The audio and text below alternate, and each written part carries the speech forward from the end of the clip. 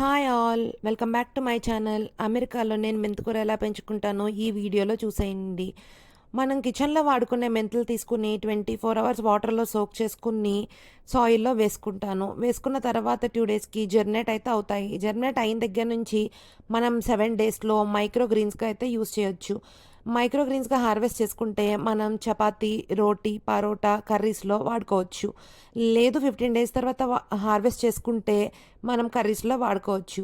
ఇలా కంటిన్యూస్గా మనకి మెంతికూర కావాలి అనుకుంటే మనం ఎవ్రీ 4-5 డేస్కి ఒక్కసారి ఒక కొత్త బ్యాచ్ సీడ్స్ వేసుకుని గ్రో చేసుకుంటూ ఉండాలి. ఇలా చేసుకోవడం వల్ల మనకు కంటిన్యూస్ ఇయర్ మొత్తం కూడా హార్వెస్ట్కి రెడీగా ఉంటుంది.